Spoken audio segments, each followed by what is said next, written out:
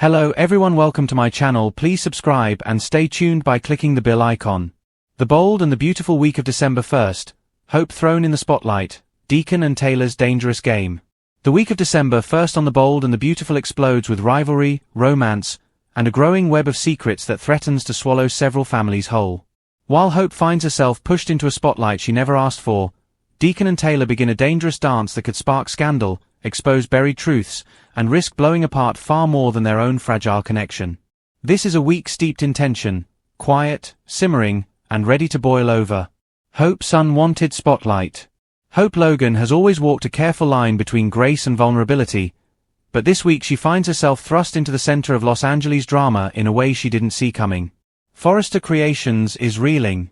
Luna's death, the fallout of Dylan's confession, and the public shock surrounding the accident have left the fashion house unstable. The press wants answers. Buyers want reassurance. And Ridge needs a face the public trusts, a face the world views as elegance, empathy, and steadiness amidst chaos. That face is Hope. Ridge pulls her into a high-stakes strategy meeting early in the week. With Forrester Creations scrambling to stabilize their brand reputation, Ridge insists that Hope step forward as the company's public anchor. She should address the crisis, ease the public's fears, and subtly redirect focus back to the hope for the future line. Hope feels the weight immediately. She isn't just stepping into a role, she's stepping onto a stage lit with judgment, grief, and expectation. Brooke worries this pressure will break her daughter again, especially after everything with Thomas and the emotional storm that still lingers. But Steffi, ever the strategist, counters with icy precision, Hope's the natural choice. The public trusts her. She'll help us weather the storm, even if she's uncomfortable doing it. It's that last jab that unsettles Hope. Steffi knows she doesn't want the spotlight. She knows how fragile Hope still feels inside. Yet she pushes anyway, and the tension between them swells. By midweek, Hope stands under blinding lights, preparing for a press conference that could either redeem Forrester Creations, or send it spiraling deeper into scandal. Her hands tremble as she rehearses her notes. Every word feels like a tightrope stretch between truth and corporate necessity. But when the cameras roll, something steadies inside her. Hope becomes the voice of compassion. She honors Luna, expresses grief for the Forrester family, and promises transparency moving forward. Her sincerity resonates, and suddenly Hope isn't just in the spotlight, she's owning it. Yet not everyone is pleased about Hope stepping into this powerful position. Jealousy brews. Critics whisper. And Steffi quietly wonders if she created a stronger opponent than she intended. A dangerous dance. Deacon and Taylor. While Hope faces the cameras, another storm brews beneath the surface, one far more dangerous.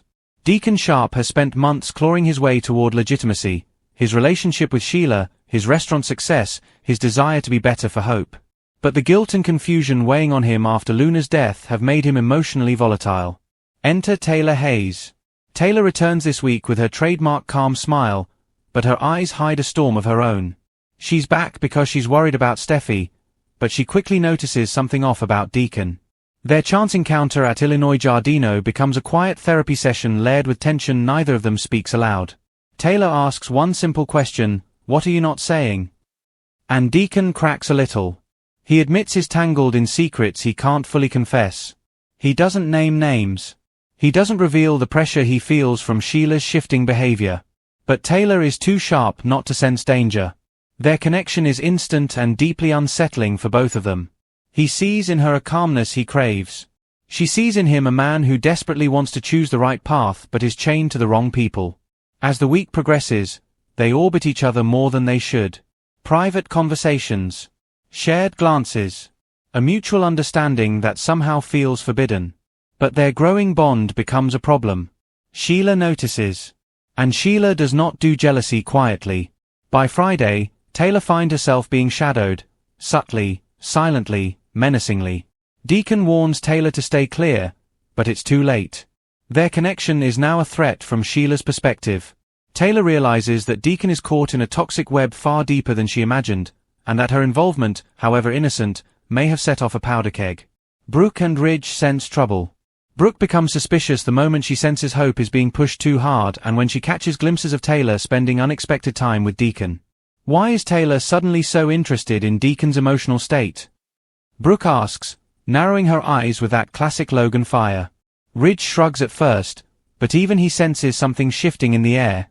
The Logan Forrester Sheila triangle of chaos is brewing again, and this time the danger feels less predictable. Ridge and Brooke also discuss what Hope's new position means for the company, and for Steffi. Brooke fears Steffi intentionally set Hope up, but Ridge insists Steffi simply trusts Hope to lead. Neither of them sees the full picture yet, but both feel the storm coming.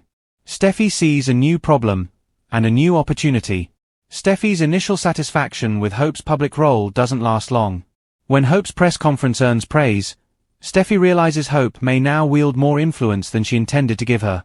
At the same time, Steffi becomes increasingly uneasy about her mother's interactions with Deacon. She knows Deacon is wrapped up in Sheila's world, and she knows Taylor is vulnerable to helping the wrong person out of compassion. Steffi confronts Taylor with a sharp warning, "Don't get involved with Deacon. He's dangerous." And Sheila never lets go. Her words echo like prophecy. The week ends with a new threat. The final scene of the week hits like a jolt. Taylor leaves Illinois Giardino late one evening, stepping into the quiet night. She pulls her coat tight, glancing over her shoulder as if she feels someone watching. Because someone is. A shadow moves behind a parked car. A figure steps forward. And Sheila appears, silent, smiling, cold. "Let's talk about your new interest," Sheila whispers. Taylor freezes. Her eyes widen. And the screen fades to black. If you like the video, don't forget to like, comment and share.